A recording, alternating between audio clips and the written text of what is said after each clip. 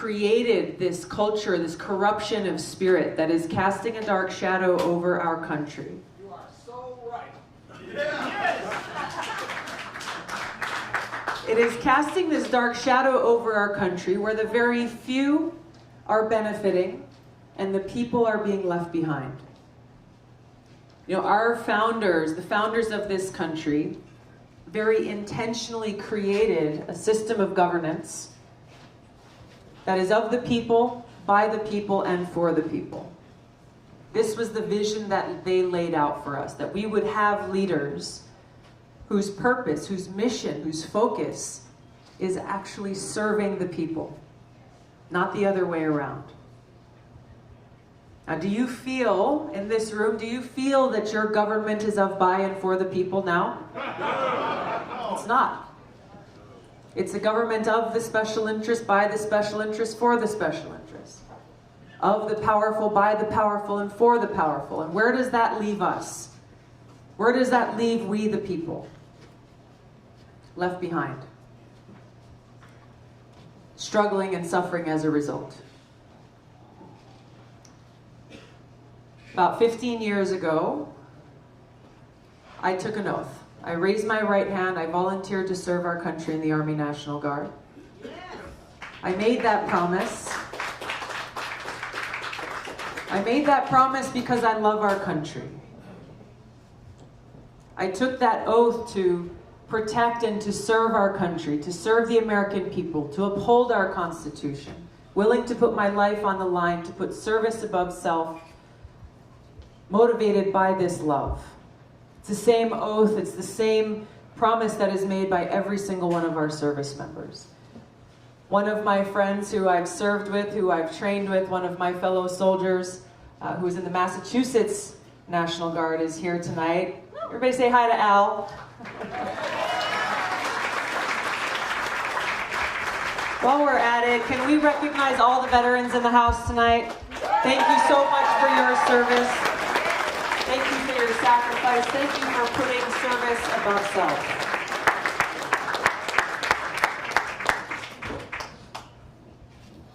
It is that spirit of service above self, those soldiers' values that I know that are most needed in the White House now. These values of service above self is what we need in our country now more than ever.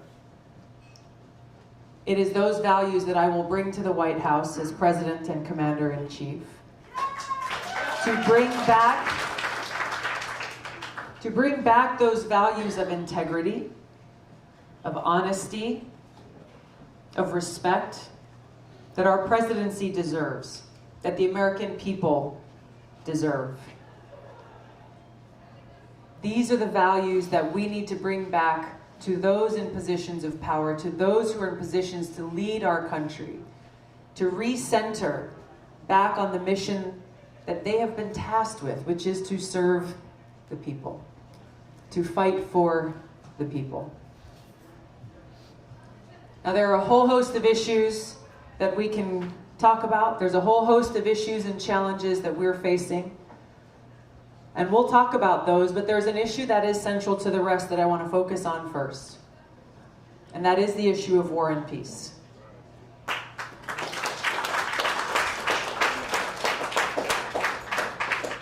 Because the trillions of dollars that we spend on regime change wars, on this new Cold War that's being ratcheted up, was tensions get higher and higher between the United States and nuclear-armed countries like Russia and China. As we edge closer and closer to the abyss of nuclear war by things like President Trump withdrawing from the INF Treaty, kickstarting and sparking a new arms race, increasing those tensions, increasing that threat that is higher than ever before. That threat of a nuclear catastrophe is more today, is greater today than it ever has been in history. This is the reality that we're facing.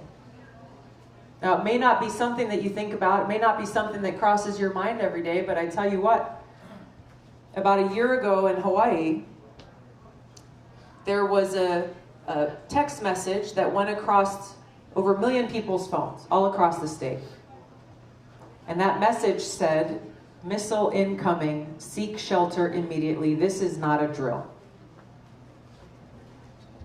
You just stop for a moment and just pause and think about what would run through your mind. What would you be thinking? What would you be feeling if, as we were standing here tonight, you got that message knowing that we had just minutes to live?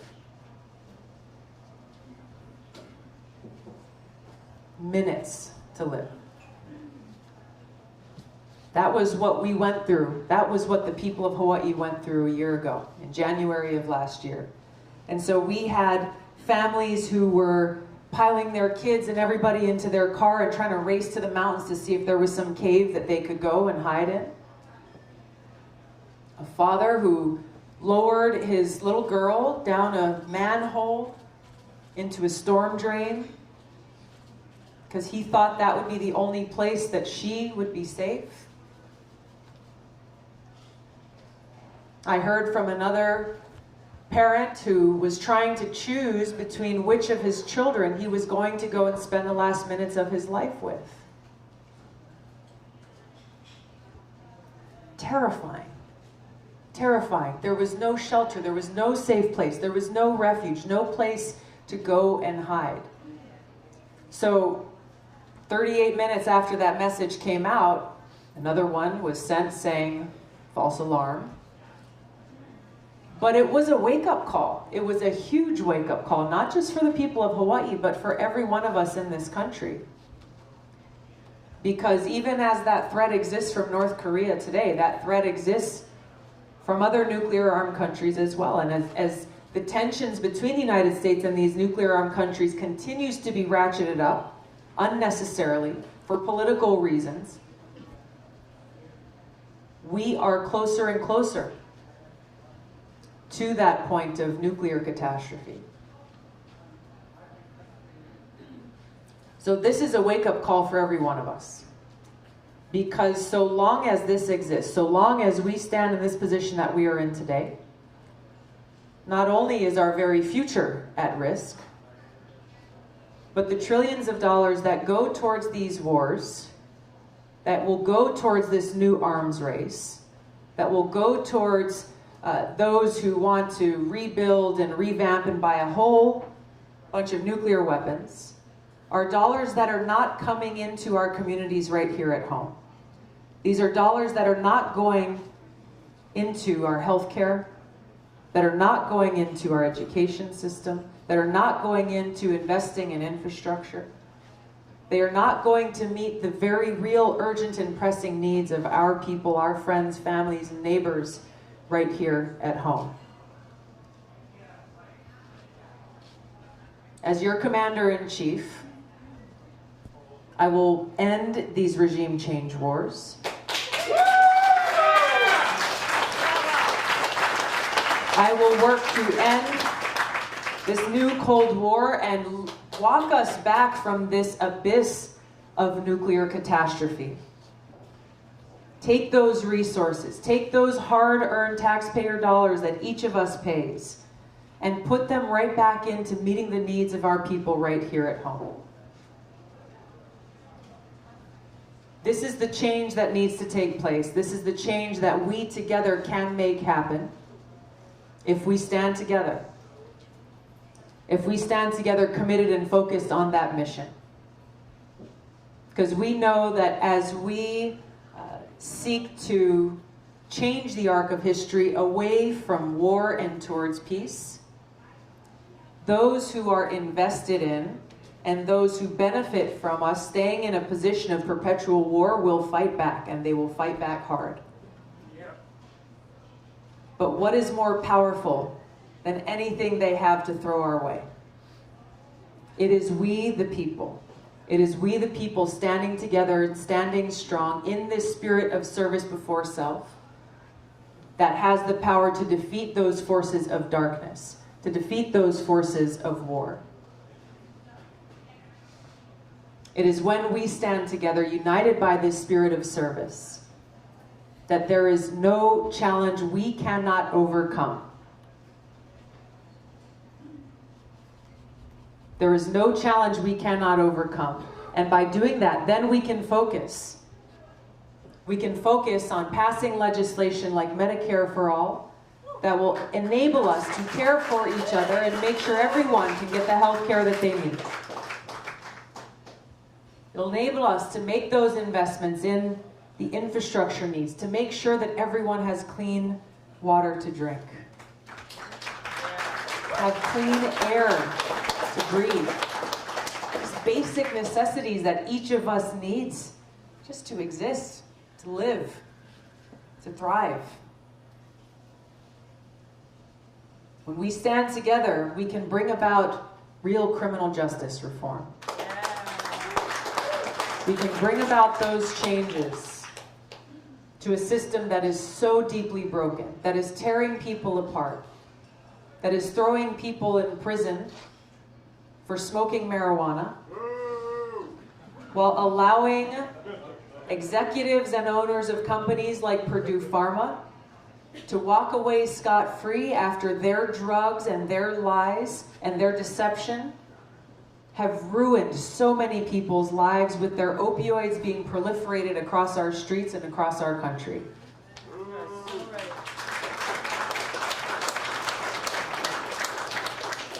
We have to reform this criminal justice system that favors the rich and punishes the poor. We have to pass legislation. We have to make these changes in our country that address the climate crisis that exists before us. And in order to do so, we not only have to make these changes here, but we have to work with other countries in the world, understanding that this is not an American crisis, this is a global crisis. And the only way we can address this crisis is by building partnerships based on cooperation, not conflict. Yes, yes. By building those partnerships based on these common interests. There's not a single person in this world who can live without clean air. Not a single person in this world who can live without clean water. These are the things that we need to address and take seriously and take head on.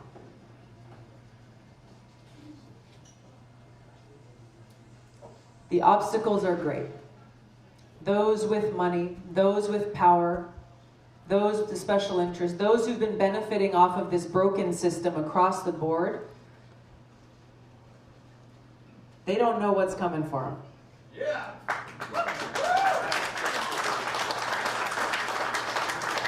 They discount too often the power of the people. They discount our voices. They are so disconnected from the reality that each of us is living across this country every day. But we're not going to allow that to happen anymore. Because we will stand up. We will stand together in this spirit of service above self, to make it so that our government is truly of the people, by the people, and for the people.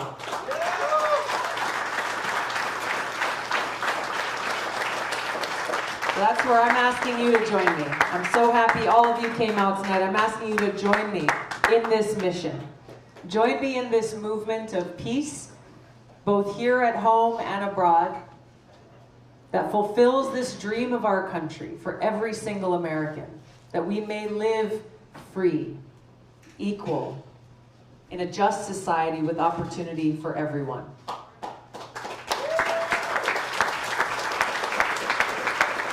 Thank you so much. Thank you.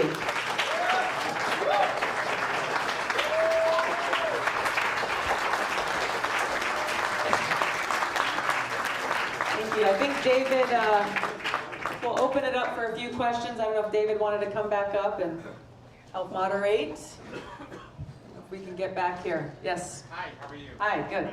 My name is James. I'm from Massachusetts originally, but I'm sure you can agree that the country since 2016 has somehow gotten more divisive and more anger-filled than ever Yes. before, if that was even possible. What do you plan to do to specifically unite the country in a bipartisan way? Yeah. Specifically, meaning that you have to pass 60 votes in the Senate in probably divided Congress and in the House. Yeah. For those in the back, the question is about how to bridge the divides, bring the country together in a bipartisan way to solve these challenges that we're facing. We do so by bringing this focus back on service above self, which means putting the people above party. Right now, so much of the dysfunction exists because each party is more concerned about beating the other rather than actually focused on the issue at hand, the problems at hand that we are seeking to solve. So much of this starts with just relationships, right? If I'm standing here and I'm calling you every name in the book, is it really realistic for me to think that you're going to want to work with me on anything? No. We can disagree on issues. We can have substantive arguments and debates. But we should and we must be able to disagree without being disagreeable. Yeah. Find those areas where we share common interests and work together. Work together for the interests of the people, all the people, not just the Democrats, not just the Republicans, not just independents, but all the people. You know, when I first got elected to Congress back in 2012,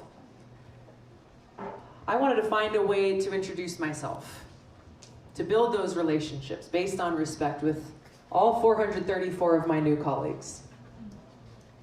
So I was thinking, okay, what's the best way to do this? I called my mom, asked for some help.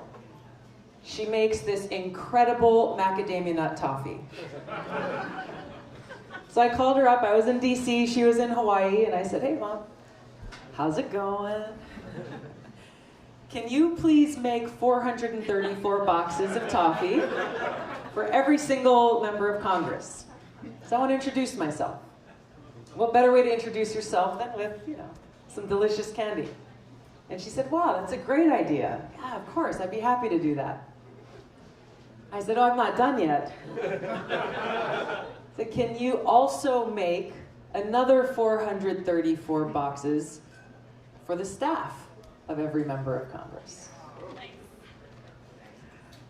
And she paused only for a moment, because I'm serious. She's standing there stirring two pots at the same time. And she said, yes, it'll just take me a little longer. And as she was doing that, I was writing handwritten notes in Washington, D.C. to every one of my new colleagues. And what was incredible was as we started to deliver these little gifts of aloha, see members of Congress on the House floor, and the House floor during votes is generally the only time when everyone is in one place.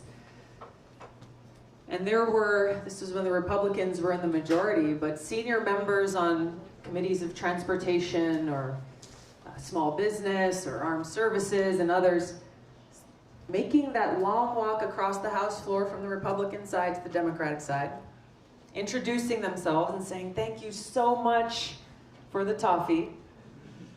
I ate it all, so can I get some more for my wife? And then saying, tell me what's going on in your district. Tell me what your constituents are concerned about. Let me know how I can help. Let me know how we can work together. Now, these are members of Congress, many of them Republicans, who are from different parts of the country, whose politics and views on different issues may be very different from mine. But because this relationship was established immediately based on mutual respect, that has allowed me over my 6 years in Congress to be able to pass amendments and to pass legislation that I wouldn't have been able to otherwise if that relationship wasn't there. If I didn't know they would pick up the phone when I called or answer the text message when I sent it, or if they had a question about my bill, to know that they would come and talk to me and know that I would tell them the truth and give them an answer. It is those relationships based on respect for each other, because of that aloha, that are what is needed in order for us to bridge those divides in Washington, but also to bridge those divides in our community. It's how we treat each other that matters. Thank you. Thank you. Hi. I'd like to know what your thoughts are with Julian Assange and the current administration wants to prosecute him. they've never been proven to print anything that's false. It's always been true for what we've seen, and it kind of scares me that the administration wants to prosecute journalists for exposing the horrible things we're doing. Yeah. To be honest, I'm not up to speed on the current situation or what the administration is trying to do there. The question is about Julian Assange and what the administration, what he's saying the administration is currently trying to do. Obviously, the information that has been put out has exposed a lot of things that have been happening that the American people were not aware of and have spurred some necessary change there. Thank you. So you talked about criminal justice reform, and so as president, you can't really affect the laws immediately without signing things, but you can pardon people. Mm-hmm. And so I was wondering, have you started working on a list of people to pardon, and does that list include Ross Ulbricht and Edward Snowden? Thank you for your question. I have not started working on a list of people I plan to pardon. Okay. We have a ways to go before I start thinking about those things. But duly noted. Point well taken. Yes, sir.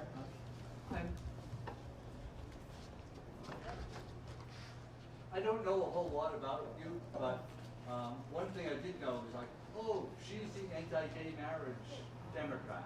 And I know this is probably unfair, but could you talk about how your position has evolved, hopefully, on that? Sure.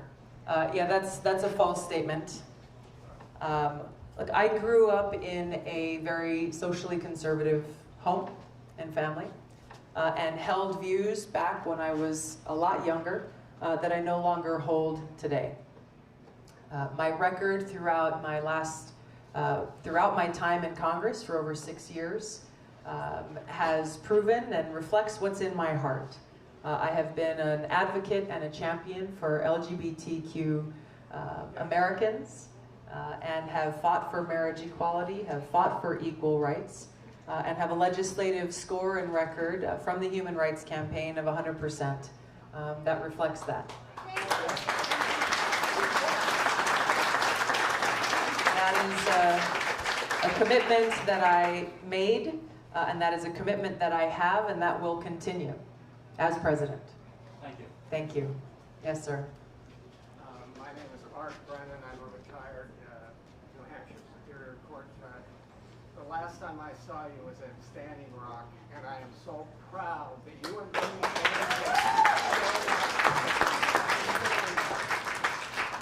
Also, I'm a witness in an anti-terrorist case, and I don't want to go on about it here, but I've written a short description of what the case is.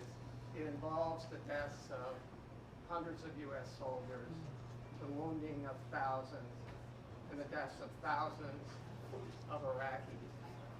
The defendants in the case are Big Pharma because they poured millions of dollars in bribes through the Iraqi healthcare system that ended up in Hezbollah's hands, in the hands of the Mehdi Army.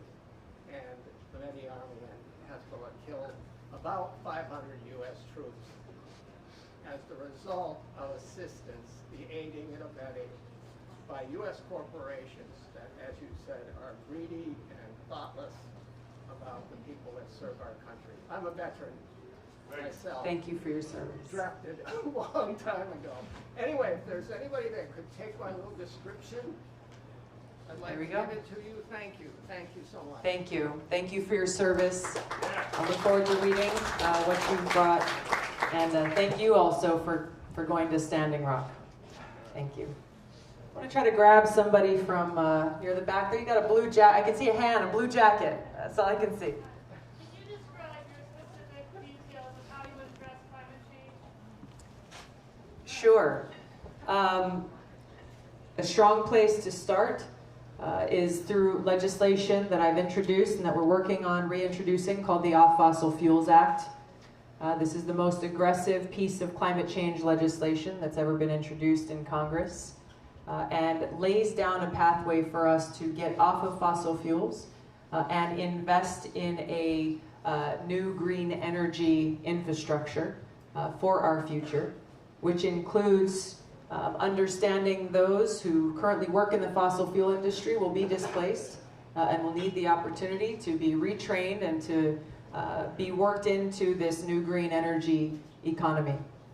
I think a critical piece is, of course, what we do here in the United States, but as I mentioned briefly earlier, it's the agreements and the collaboration and cooperation that we build with other countries that will be essential to get to where we need to be to address this crisis.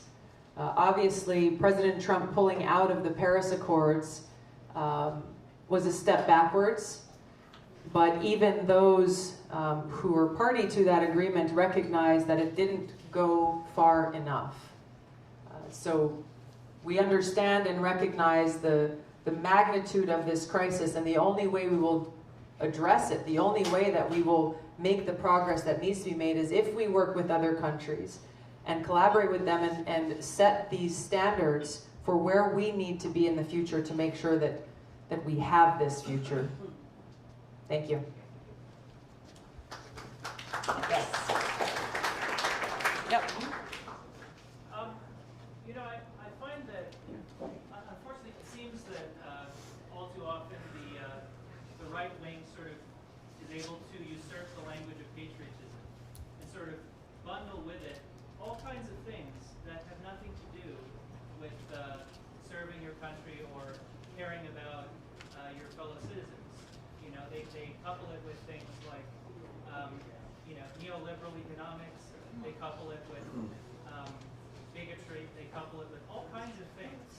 You know, all supposedly to do with patriotism. So how can I don't want to make it just about, you know, being left-wing, but I mean, how can, you know, there be a progressive language of patriotism that will have a broad appeal to Americans? I mean, how can, you know, we prevent that kind of loss of territory from taking place?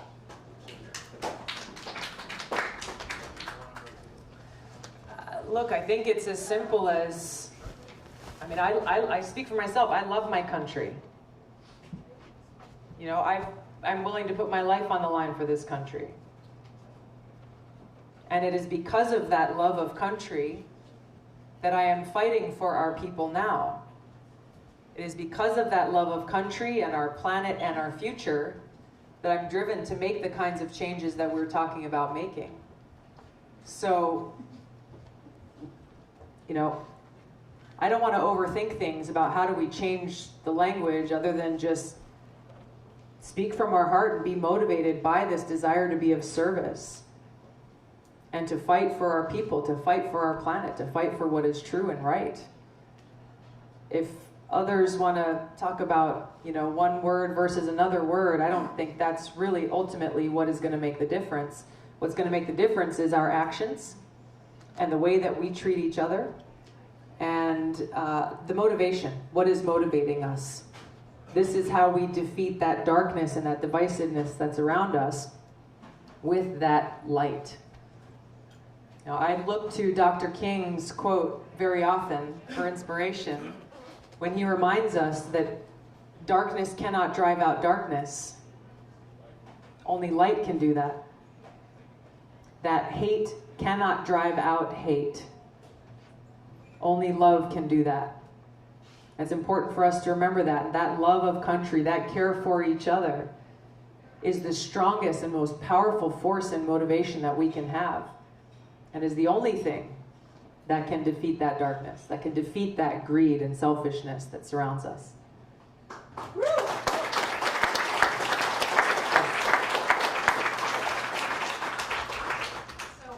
read a little bit about the Green New Deal, AOC's plan, and when I heard her asked about how to pay for it, she said we should monetize the debt. She said that the Fed should print the money. And I'm wondering what your position is on a central bank monetizing our government's debt.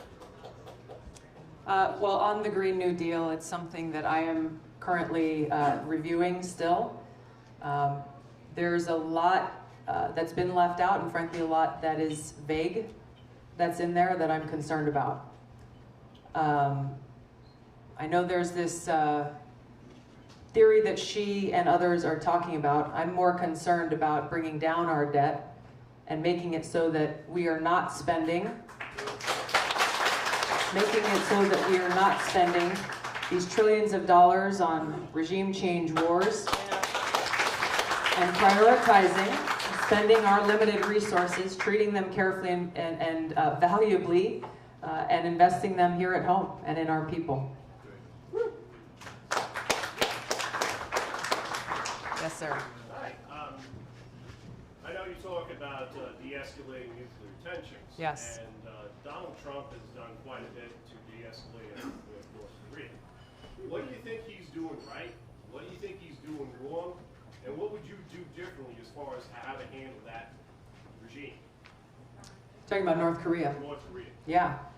Look, Hawaii and we have been living under that threat of North Korea, the nuclear threat of North Korea, for quite some time.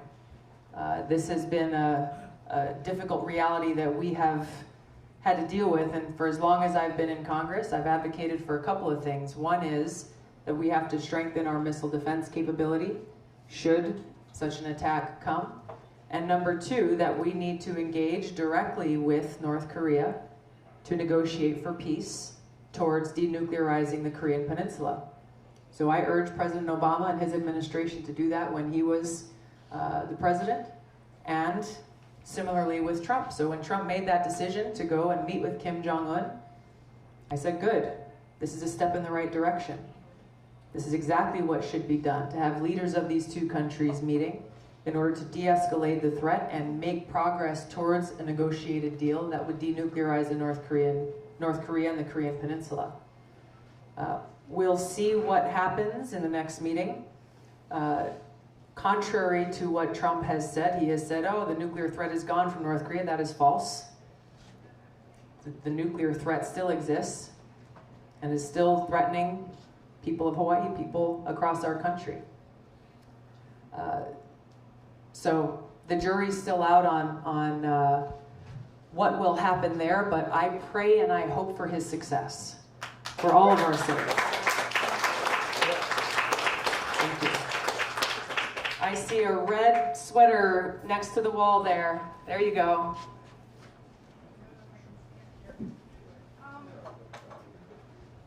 Aloha. Aloha. My question is, if we choose not to use social media because of our fears of it manipulating things, how can you reach out to us if we choose not to use social media? Great question. It can be a tough place. It can be a tough neighborhood sometimes, right? Text message, phone calls, emails, and person to person. Exactly what we're doing here. So if you go to my website, if you don't engage on social media, there's a lot of different ways that we can stay in touch, that we can keep you updated, that you can send us questions, and that we can get back to you on both through text message, phones, and emails. So if you go to tulsi2020.com and either send me a note there or put in your information and let us know how you want to keep in touch, then we can keep you posted on what's going on in the campaign, keep you posted on different issues that we're dealing with, as well as where we're headed on the road next. It's a great question. Thank you. Tulsi, you want to grab the girl in the pink jacket? Sure. A little bit? Yes. In your campaign, if you were president, would you do something about lowering prices in college tuition? Because a lot of countries have free college tuition, for public colleges, and a lot of students can't afford to pay. Yeah.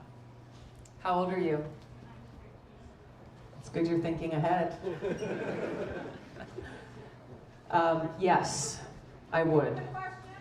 The question is about the high cost of higher education and how we will address that, right? It's one thing to address how to pay for college, right? But I think we also have to take a step further and really look at the cause. Why is the cost of higher education skyrocketing? Who is making money off of our education? and making sure that those who choose to go to college are able to get a quality education. And how better can we be delivering this education in a way that's affordable, in a way that people can get what they need, the tools that they need? How can we make sure that those who choose not to pursue a 4-year degree have other avenues to pursue different vocational training that they may be better suited for, that they want to do more? So we've got to look at this from a comprehensive view, because addressing just one but not any of the others is not going to solve the problem. I think a key component to all of this in driving down the cost of education is how we are harnessing and using technology to deliver that education, to make it so that it is opened up, to make it so that it is accessible and even free. I earned much of my bachelor's degree through distance learning, through online, because I was deployed to Iraq while I was getting my degree. So Albert and other post 9/11 veterans here will know that usually in all of our camps, at least there was always an education tent where you could go and they would have a laptop and have an internet connection to take tests or to get assignments or write papers or whatever it was. So that's what I did while I was deployed. And that was a while ago. So there is a lot more opportunity and there's a lot more flexibility that we really need to look at to address all of those things, bringing down the cost of education, making it so it's accessible, making it so that it's affordable, and making it so that we're getting the tools that we need to pursue the paths that we want, and also to meet the demands and needs of the job market, so that we don't continue to have people who are paying tens of thousands, if not hundreds of thousands of dollars for a college degree, graduating, and then not being able to get a job. Thank you. Thank you. Yes, sir. Tulsi, thank you for coming to New Hampshire. Thank you. And I've seen your 3 interviews on national television with Grant Jones, Chris Matthews, and Jake Tapper, and you did wonderfully. Thank you. Tonight, we love you. Thank you. Would you get around and make the rounds on, including Fox, so people in America can get to see you? Thank you. I go on Fox too. Good. I talk to everybody. Jimmy Dore, Joe Rogan. Yeah. Yes. So you got the cable news, you got the mainstream news, you got the new media. Yes. We got to engage our entire country. This is what I'm talking about. Right. I'm not interested in standing in a room or sitting in a room and only talking to people who I agree with. We have a diverse country and we have to find these ways to have conversations so that we can come together and find those solutions to the challenges that we're facing. Thank you. Yes, sir. My question's about campaign finance reform. I know there's been a lot made in the last week when Representative Omar of Minnesota criticized the outsized influence of the lobbying group IPAC in the American political process. What's your take on that? There's a number of issues with campaign finance that have to be addressed. The outsized influence of lobbyists and PACs on Washington every single day is something that we have to keep at the forefront. I take no PAC money, no lobbyist contributions. And I tell you what, if every member of Congress made that choice, the Washington landscape and how people spend their time every day would change drastically. It's important to make sure that the leaders of our country are accountable to the people, and that you have just as much access to your member of Congress as anybody in Washington does.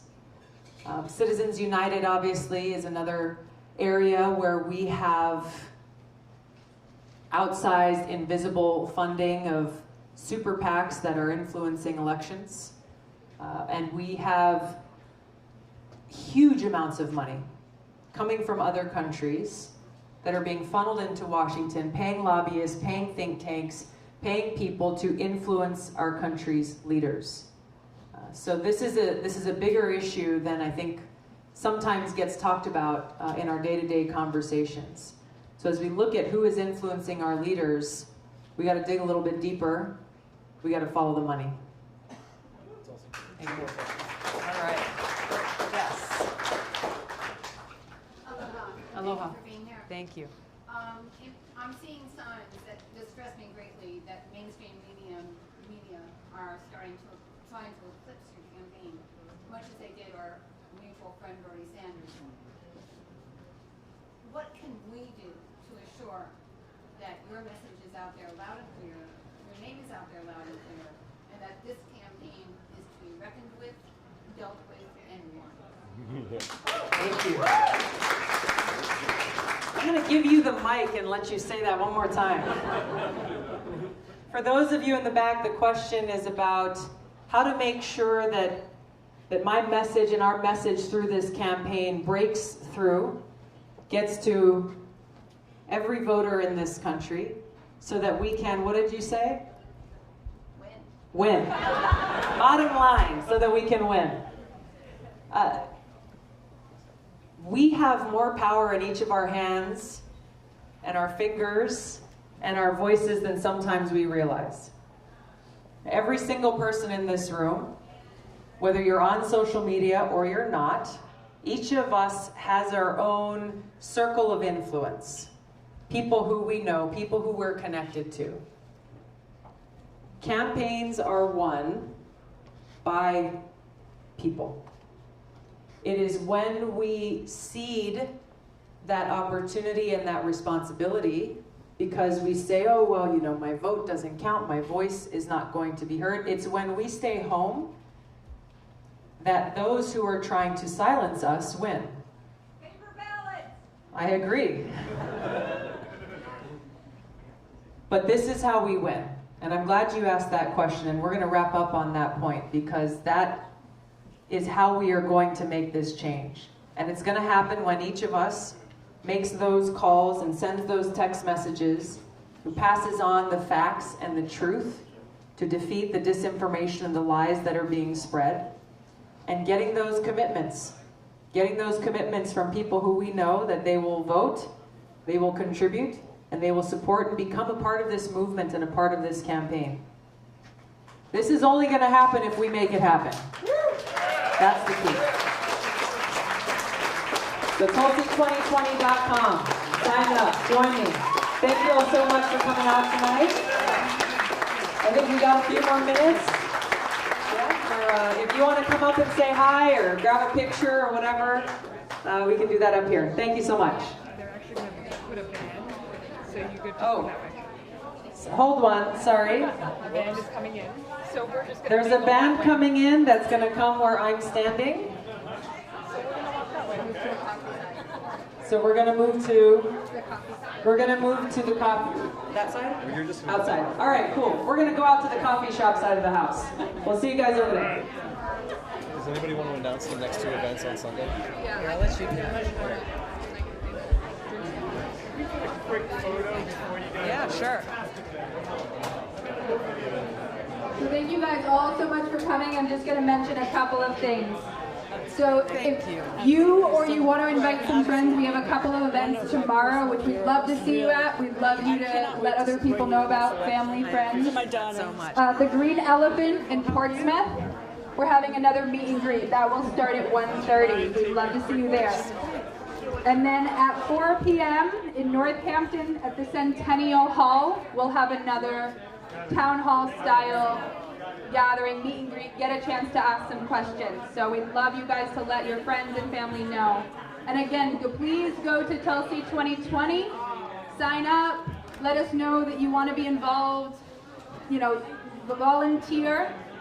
And then also, we need 65,000 individual donations to get onto the debate stage, and we want Tulsi there. We want her to be able to bring up these really important issues on that national stage.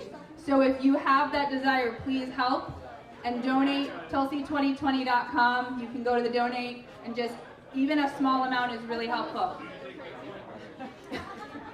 Not sure we take Bitcoin. I will donate right now with Bitcoin. We're going to work at the Bitcoin idea. We'll look into that. All right, thank you all so much. Aloha. That's fair. There's only like 5 bars to take. We have a convention tomorrow. That's awesome. Good luck. Let's go this way. No, not yet. They have a cash deal. No. No. I offered silver one.